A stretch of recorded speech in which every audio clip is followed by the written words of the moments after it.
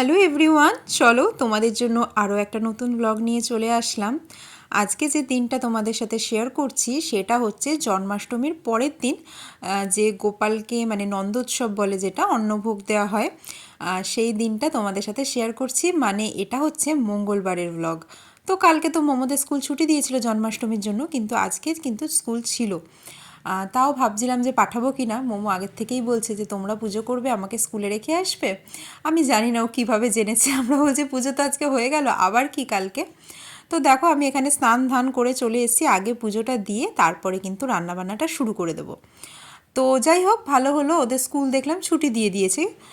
মানে মেসেজ পাঠিয়েছে, রাত্রিবেলায় মেসেজ পাঠিয়েছিল, আমি দেখিনি, সকালবেলা উঠে দেখলাম। মানে আমি ওর টোটো কাউকে ফোন করছি যে মোমো আজকে স্কুলে যাবে না, তখন উনি নিজে বললেন যে স্কুল থেকে তো ছুটি দিয়ে দিয়েছে। তখন আমি মেসেজটা খুলে দেখছি যে হ্যাঁ তাই তো, স্কুল তো ছুটি দিয়ে দিয়েছে, যাক ভালোই হলো।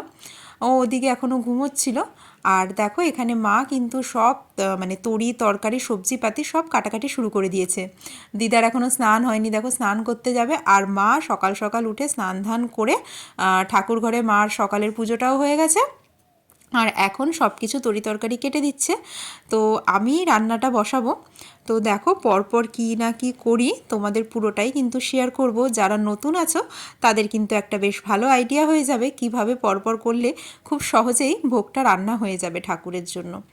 তো দেখো আমি এখানে দুধ নিলাম, দুধটা আগে বসিয়ে আগে পায়েসটা বসিয়ে দেবো, পায়েসটা হয়ে গেলে তারপর আস্তে আস্তে সব হতে থাকবে। তো আমি এখানে 1.5 লিটার মতো দুধ নিয়েছি, তার মধ্যে তোমার 150 গ্রাম মতো চাল, এরকম অনুপাতে নেবে। তোমরা যদি 1 লিটার দুধ নাও তাহলে 100 গ্রাম চাল, খুব বেশি পরিমাণে তো বানাচ্ছি না, কারণ আমরা নিজেরাই আর আশেপাশে কিছু জনকে প্রসাদ দেব অল্প অল্প। তোমার সেরকম মানে লোকজন নেমন্তন্ন করা বা সেরকম বড় করে করা সেরকম কিছুই না, জাস্ট ঘরোয়াভাবে করা।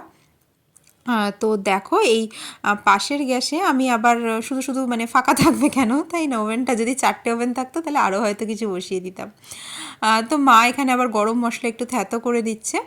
তো ওখানে আমি মানে বেশি করে তেল দিলাম, ভাবলাম সব ভাজাগুলো হয়ে গেলে তারপরে আলুর দমটাও বসিয়ে দেবো ওই তেলেই। কিন্তু এত তেল দেওয়া সত্ত্বেও লাস্টে আর কিছুই তেল অবশিষ্ট ছিল না, কারণ সব ভাজাগুলো আলাদা আলাদাই করে করছিলাম যাতে ভালোভাবে হয়। তো দেখো সর্বপ্রথমে আমি মিষ্টি আলুটা ভেজে নিচ্ছি, মিষ্টি আলুটা তুলে তারপরে দেবো এমনি আলু ভাজা। আর এখানে আমি পায়েসটার থেকে কিছুটা দুধ তুলে রাখলাম, কেন বলো তো, কারণ পায়েসের মধ্যে না একটু আমুল দুধ গুলে দিলে বেশ ভালো হয় টেস্টটা। ওই জন্য ওই মানে আমুল দুধটা তো কিছুতে গুলে দিতে হবে, ওই জন্য একটু দুধ তুলে রাখলাম গুলে দেবো বলে। আর এই মিশ্রিটা দিয়েই কিন্তু পায়েসটা করব। তো মা দেখো এই যে ওই বাটির মধ্যে আমুল দুধগুলো গুলছে, একটু ভালোভাবে গুলতে হবে, লামস আসলে তো হবে না। আমি এদিকে আলুগুলো আবার দিয়ে দিলাম, আলুটা একটু 5 মিনিট চাপা থাক, ভালো হয়ে যাবে। যদিও অনেকটা তেল দিয়েছি, চাপা দেওয়ার দরকার ছিল না, তাও তাড়াতাড়ি হয়ে যাবে, এই জন্যই চাপাটা দিলাম। আর এদিকে দেখো আমি মিষ্টি দিয়ে দিচ্ছি, মানে চালটা সেদ্ধ হওয়ার পর তোমার মিষ্টি দিলাম, ওদিকে কাজু কিশমিশ দিলাম, আর এদিকে ওই আমুল দুধ দিয়ে ওটা দিয়ে এবারে ফুটিয়ে একটু ঘন ঘন হবে। আবার মানে খুব বেশি ঘন করব না, কারণ তাহলে ঠান্ডা হলে তো একদম তোমার ভাত ভাত হয়ে যাবে। তো একটু পাতলা অবস্থাতে কিন্তু ওটা নামিয়ে নেব। তো দেখো এখানে অলরেডি মিষ্টি আলু আলু তারপরে এখানে বরবটি ভাজা বসিয়ে দিলাম। তো পরপর দেখতে থাকো ঘন্টার পর কি ভাজছি। আর এমনি 5 রকম ভাজা হয়, তো এখানে 7 রকম হয়ে গেছে। 5 রকম মানে 6 রকম তাই করিনি, মানে একেবারে 7 রকম করে দিয়েছি। তো এই যে পায়েস, তো কালকে তো মানে যারা উপবাস করেন মধ্যরাত্রি অবধি, নন বেঙ্গলিদের মধ্যেও এটা খুব আছে, রাত্রিবেলা গোপালের জন্ম হয়, তাই জন্য কালকে অন্নভোগ দেওয়া যায় না। তো পরের দিন গোপালের জন্মদিন হিসাবে উৎসব, সেই উৎসবের জন্যই কিন্তু দেখো আজকেই মানে বার্থডেটা পালন হচ্ছে গোপালের। এখানে পায়েস হচ্ছে, পাঁচ ভাজা আর সমস্ত কিছু। তো আমি এদিকে বরবটিগুলো ভেজে নিলাম, আর এই দেখো আলুর দমের আলুগুলোও কিন্তু মা কাটতে শুরু করে দিয়েছে। তো মা মোটামুটি সব কিছু সবজি পাতি সব আমাকে কেটে কুটে দিয়েছে। আর আমি এদিকে কিছু কিছু মশলা আমি রেডি করেছি, কিছু কিছু মশলা মা রেডি করে দিয়েছে, আর এই রান্নাটা পুরো আমি করছি। তো এই দেখো কাঁকরোলগুলো ভেজে তুলে রাখছি, আর ওদিকে আলুর দমে টমেটোগুলোও তোমার কুড়িয়ে টুড়িয়ে নেব। এদিকে নুন হলুদ দিয়ে মাখিয়ে রেখেছি।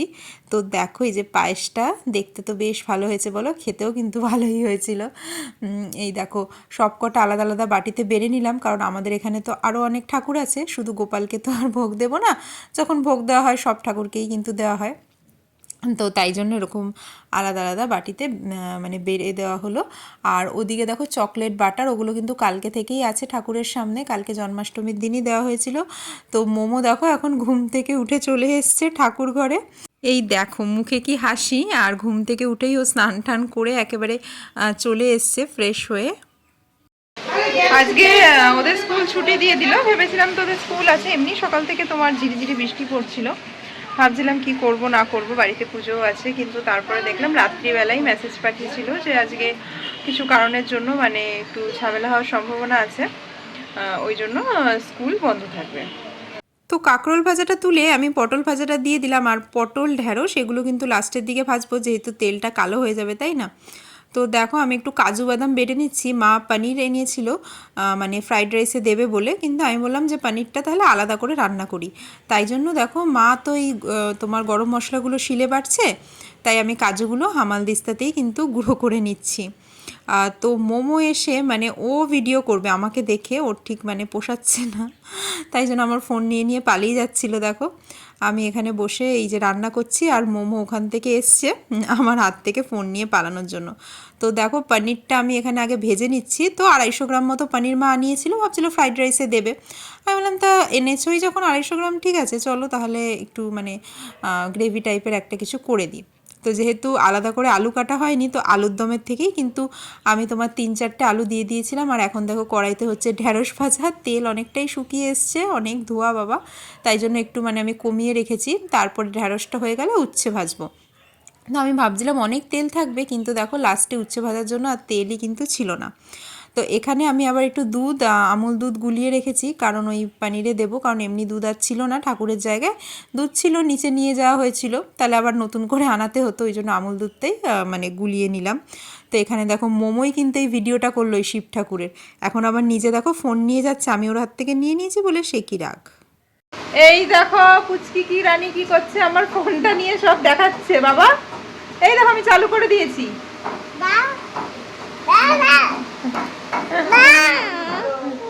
পনির আছে, দেখি পনিরটা দেখাবো। দেখাবে পনিরটাই না, তুমি এরকম ভাবে ধরো, হ্যাঁ দেখা এবার কি আছে পনির আর কি আছে। আর দেখি, এই দেখো রান্না হচ্ছে আমাদের পনিরের তরকারি। আমি রান্না করবো গা। তুমি কি রান্না করবে, তুমি গোপাল দাদার জন্য রান্না করবে, বলছে আমি রান্না করব। তুমি যাও একটু নিচে গিয়ে খেয়ে আসো, চলো খাবে চলো। আচ্ছা কি রান্না করবে বলো, কি রান্না করবে গোপাল দাদার জন্য। ওইটা ওইটা কি রান্না করবো, কি রান্না করবে, ওইটা একটু দাঁড়াও, দুধ থেকে আগুন লাগবে কিন্তু। ঠিক আছে এবার ছেড়ে দাও, হয়ে গেছে রান্না হয়ে গেছে, ছাড়ো ছাড়ো। শোনো মেয়ে আমার। তো দেখো মোমোরানি আমার এত কিউট, ও বলছে রান্না করবে আমার সাথে। আমিও ছোটোবেলায় এরকম মার কাছে গিয়ে বায়না করতাম, অনেক ছোটোর থেকে আমার অভ্যেস মানে রান্না করার, আমার খুব মানে ভাল লাগতো মাকে দেখে দেখে। তো মা তখন তো ভাগিয়ে দিত রান্নাঘর থেকে, দিতে চাইতো না, তারপরে আস্তে আস্তে বড় হওয়ার পর তখন আস্তে আস্তে যখন ছেড়েছে, তখন মানে আমার ছোটোবেলা থেকে এটা ওটা রান্নার খুব মানে এক্সপেরিমেন্ট করতাম আর কি। তো দেখো এই যে মানে বড় আলুগুলোই দিয়ে দিয়েছিলাম, যেহেতু খুন্তি দিয়ে একটু আমি ভেঙে ভেঙে দিলাম, আর তার মধ্যে তোমার টমেটো, আদা বাটা, তারপরে জিরের গুঁড়ো অল্প, ধনের গুঁড়ো অল্প দিলাম, তো এখানে নুন হলুদ সব কিছু দিলাম, তারপরে তোমার ওই কাজু বাদামের যে মানে পেস্টটা করেছিলাম সেটাও দিয়ে, আর একটু একটু দুধ দিয়েও আমি কষাচ্ছিলাম, কিন্তু কাঁচা লঙ্কা দিলাম। তো দেখো এই ঝোলটা দিয়ে আলুটা একটু ফুটুক, তারপরে পনিরটা দিয়ে দেবো, আর কিছুটা দুধ রেখে দিয়েছি লাস্টে দেওয়ার জন্য। তো এখানে দেখো এই যে ভাজা সব হয়ে গেছে, আলুটাও ফুটে গেছে, পনিরটা দিয়ে দেবো, একটু ঘন ঘন করব, আর পনিরটা একটু ফুটলে লাস্টে কিন্তু আমি দুধটা দিয়ে দেব, বেশ ভালো লাগবে খেতে। আর তোমার যদি ক্রিম থাকে, ফ্রেশ ক্রিম, মালাই ক্রিম, সেগুলোও দিতে পারো, আর দুধ দিলেও পনিরের গ্রেভিটা কিন্তু বেশ ভালো হয়। তো দেখো এই যে তোমরা চাইলে হলুদটা অ্যাভয়েড করতে পারো, সাদা সাদা অনেকে খায় এটা, কিন্তু আমি বেশ হলুদ টলুদ দিয়েই কষিয়েছি। তো হয়ে গেছে, লাস্টে আমি এই যে দুধটা দিয়ে দিলাম, পনিরটা নামিয়ে এই কড়াইতে তারপরে আমি বসাবো হচ্ছে চাটনি। তো পরপর পরপর মানে হতেই থাকবে, আর খুব তাড়াতাড়ি কিন্তু হয়ে যাবে। এই দেখো, তো পাশের গ্যাসে আমি তেল দিয়ে দিলাম, বেশ খানিকটা তেল দিতে হলো, কারণ অনেকগুলো আলু আছে তো। তো আলুর দম হবে। আর এই দেখো নামানোর আগে কিন্তু আমি একটু চিনি দিয়ে দিচ্ছি পানিরে, আর একটু গরম মশলা। এই তো এবার এটা রেডি হয়ে গেল। তো আমার ছোটোর থেকেই কিন্তু যেটা বলছিলাম রান্নার খুব শখ, মানে রান্না বান্না করতে বেশ ভাল লাগে। মা বলতো যখন বড় হবে দেখবি নিজের বেলা আসবে রান্না করা, তখন আর ইচ্ছা করবে না। এটা কিন্তু একদিক দিয়ে ঠিকই বলেছে। আর রেগুলার রান্না করতে করতে আমাদের কিন্তু রান্না করার ইচ্ছাটা একটু কমেই যায়। তখন মনে হয় দূর ভাল লাগে না, আর কি রান্না করব। মানে আগে যখন ছোট ছিলাম তখন মনে হতো ফ্যান্সি রান্না করতে, এটা ওটা বানাবো, যেহেতু মেন রান্নাটা আমাকে করতে হতো না, মা করতো। কিন্তু এখন বড় হয়ে মনে হয় যে বাবা এই মানে কোন খাবারটা করলে দুপুরের খাওয়াটা হয়ে যাবে বা রাত্রে ডিনারের খাওয়াটা হয়ে যাবে। এখন আর মানে ইচ্ছা করে না যে বিকেলের জন্য আবার কিছু আলাদা করে ফ্যান্সি করে বানাবো, মানে সেটা শুধু ইভিনিং স্ন্যাক্স বা এইরকমটা আর কি। আর আগে যখন মানে মেন রান্নাটা মা করতো তখন বিকালে নিত্যদিন মানে কিছু না কিছু বানাতেই থাকতাম। তো দেখো এই যে তোমার তেলের মধ্যে পাঁচফোড়নটা দিয়ে দিলাম, আর তারপরে দিয়ে দেব এই যে আমগুলো একটু পেকেই গেছে, তো বেশিক্ষণ তাই আর মানে করার দরকার নেই, একটু জাস্ট নাড়াচাড়া করলেই হয়ে যাবে। তো মানে একটু কাঁচা মিঠা টাইপের আমগুলো। তো এখন অল্প এক ছিটা তেল দিলাম, আর একটুখানি পাঁচফোড়ন, আর এবার একটু মানে একদম স্লাইড এক চিমটি নুন, এক চিমটি হলুদ দিয়ে জল দিয়ে দিলাম। দেখো লেগে যাচ্ছিলো কড়াইতে, আর মানে সেদ্ধ হয়েই যাবে কারণ নরম নরম অলরেডি হয়ে গেছে আমগুলো। চাটনিটাও কিন্তু বেশ ভালো হয়েছিল। আর আন্দাজ করে সব দিচ্ছিলাম, তোমার নুন বলো চিনি বলো সব মাপ কিন্তু একদম ঠিকঠাক হয়েছে। মানে আমরা যখন পরে প্রসাদ খাচ্ছিলাম তখনই বুঝতে পেরেছি যে নুন চিনি সব স্বাদ একদম ঠিকঠাক হয়েছে। আর যেটার মানে স্বাদ বুঝতে পারছিলাম না, যেরকম তরকারির পাতিটায় তাও নুনটা অতটা বুঝতে পারি, কিন্তু মানে রাইসটা যে রান্না করেছিলাম সেটার নুনের আইডিয়াটা একটু মানে মনে হয় যে কতটা লাগবে, মানে এখনও ঠিক আইডিয়া করে উঠতে পারি না। তো দিদা আছে তার জন্য, দিদা বলে দিয়েছিল যে এতটা নুন দে চালে, 1 কেজি মতো চাল ছিল তাহলে হয়ে যাবে। তো দেখো এই যে গরম মশলার গুঁড়ো আছে, ওদিকে আমি পোলাও রান্না করব আজকে।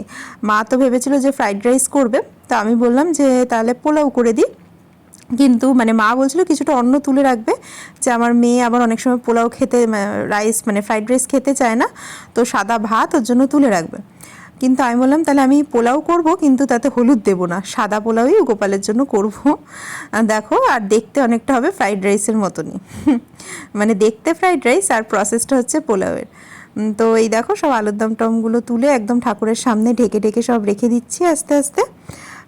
তো এই কড়াইতে দেখো আমি অল্প একটু তেল ছিল না, ওই যে তোমার গাজর, তারপরে বিনস, কাজু কিশমিশ এগুলো ভাজার পর সেই তেলটাই বড় কড়াইতে তো বসাবো পোলাওটা, তো সেইটুকু তেল দিলাম আর বাদ বাকিটা ঘি দিলাম। আর এই যে এলাচগুলো একটু মানে ফেরে থ্যাতো করে নিলাম, তারপরে দারচিনি লবঙ্গ কতগুলো তেজপাতা দিলাম। তো দেখো এই যে চালটা 1 কিলো মতো চাল আছে এখানে, এটা ধুয়ে আমি জল ঝরিয়ে রেখে দিয়েছিলাম। কিন্তু এবার এটা মাপ মতো দিতে হবে, মানে যতটা চাল তার 1.5 গুণ পরিমাণ জল দিতে হবে। অনেকে আবার মানে একটা হিসাব করে 1 কড় আন্দাজ, মানে চাল আছে কড়াইতে যেটা জল দিয়ে মানে তার মানে চালের ওপরের লেয়ারের ওপর তোমার 1 কড় হবে।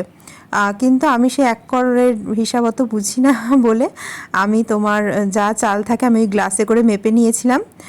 তো মানে 6 গ্লাস হয়েছিল, তো আমি এখন দেখো এই 9 গ্লাস মতো জল দিয়ে দিলাম। তো ওটা ফুটুক, তারপর আবার কমিয়ে দেব। আর এদিকে দিদা বলছে তাহলে তুলসী তলায় হরির লুট দিয়ে আসি। তো দিদা ওই গুছিয়ে নিল প্লেটে সব মিষ্টি তালের বড়া এই সমস্ত কিছু দিয়ে। তালের বড়া মালপোয়া এগুলো আমাদের কালকেই হয়েছে জন্মাষ্টমীর দিন, সেগুলোই কিছুটা তুলে রেখেছিল আবার আজকে পুজোতে দেবে বলে, তো আজকে আর নতুন করে বানাতে হয়নি। তো দেখো এই যে প্রদীপ টদীপ নিয়ে দিদা চলে আসলো, এই যে তুলসী তলায় হরির লুট দিতে হবে। তো চলো এখন ক্যামেরাটা একটু বন্ধ করব, কারণ আমি কাশি টাশিগুলো বাজাবো, তো তাই জন্য মাও এখন এখানে নেই আর মোমো নিচে। তো তারপরে আমার কাশি বাজানোর আওয়াজে শুনে মোমো দেখো চলে এসছে আমার হাত থেকে কাশি নিয়ে ও বাজাবে বলে। এই দেখো তো আমাদের হরির লুট হয়ে গেল, এইবারে পোলাওটাও মোটামুটি হয়ে এসছে। চলো দেখা যাক। এই যে তো আমি লাস্টে গুঁড়ো মশলাগুলো ছড়িয়ে দিচ্ছি, খুব ভালো সেদ্ধ হয়েছে। তো এগুলো একটু মিক্স করতে হবে, কড়াইটা বড়ই আছে তাই খুব একটা অসুবিধা হচ্ছিল না, কিন্তু এর বেশি চাল কিন্তু আর ধরতো না এই কড়াইতে, তাই না বলো? তো এই দেখো ভালো করে আমি তোমার ঝাঁঝরিটা নিয়েছি, খুন্তিতে হতো না, তো ভালো করে মিক্স করে নিই। তো এটা হচ্ছে সাদা পোলাও, গোপালের জন্য আলাদা করে তাই আর অন্ন ভোগ করলাম না, মানে মা বলছিল যে ফ্রাইড রাইস করবো আর অন্ন ভোগ করবো, তো একবার এই যে পোলাও ভোগ করে নিলাম। এই দেখো, মানে চালটা তোমার সেদ্ধ হয়ে যাওয়ার পর আমি ওই ভাজাগুলো, মানে যেগুলো ভেজে রেখেছিলাম সেগুলো মিশিয়ে দিলাম। তো দেখো থালায় থালায় সব ঠাকুরের সামনে প্রসাদ বাড়া হয়ে গেল। যেই ঠাকুরকে তুলসী পাতা দিতে হয়, যেই ঠাকুরকে ফুল দিতে হয়, সেরকম আলাদা আলাদা করে দেওয়া আছে এখানে। তো এই যে আমাদের ঠাকুর ঘর, আর এই যে সব ঠাকুর তোমাদের একবার করে দেখিয়ে দিই।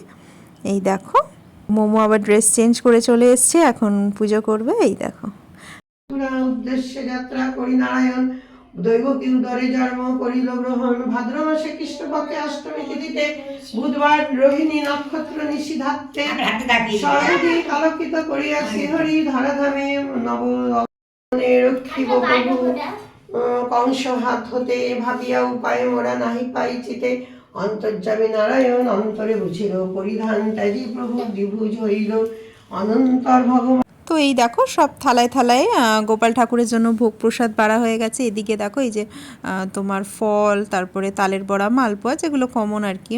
তো এই চকলেটের থালাটা কালকে থেকেই আছে, বাটারটা আজকে হয়ে গেলে তারপরে বাটারটা নিয়ে ফ্রিজে রেখে দেবো। আর মোমো তো বাটার খেতে এত ভালোবাসে, ওই মানে খেয়ে নেবে একটু একটু করে, রোজ চাইবে, বলবে একটু বাটার দাও মা, ফ্রিজ খুললেই ওকে বাটার খেতে হবে এত ভালোবাসে। তো ওই বাটারটা মনে হচ্ছে মোমোর পেটেই যাবে। আর এই দেখো আমাদের গোপাল ঠাকুর আজকে এই সাজে সেজে উঠেছে, আর এই যে ওনার ভোগ। তো খুবই সিম্পল রান্না ছিল, খুব যে বেশি পরিমাণে অনেক কিছু বানিয়েছি তা না। তো সিম্পল সাধারণের মধ্যে এই ছিল খাবার দাবারের আয়োজন। আর এই পুজো হয়ে গেলে মাই দেখো বইয়ের থেকে মন্ত্র পড়ে ব্রতকথাগুলো পড়ে পুজো করে নিচ্ছে। তারপরে পুজো হয়ে গেলে আমরা সবাইকে প্রসাদ দেবো, আমরাও খাবো। আর হয়ে যান মহামায়া শিবার আমি দিলাম।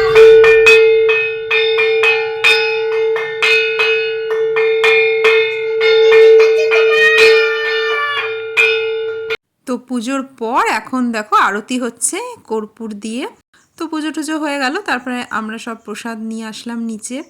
এখন মোমোকে একটু বসিয়েছিলাম ফ্রাইড রাইস দিয়ে, কিন্তু ও খেলো না, কারণ ওকে মানে সকালে একটু আগেই ভাত খাইয়েছিলাম, সকালে একটু ভাত আর ঢ্যাঁড়স ভাজা দিয়ে ওকে খাইয়ে দিয়েছিলাম আসলে, ওই জন্য এখন আর সেরকম খেতে চাইছে না। ওর চাটনিটা খুব পছন্দ হয়েছে, তালের বড়া দিয়ে চাটনি মাখিয়ে মাখিয়ে খাচ্ছিল জানো।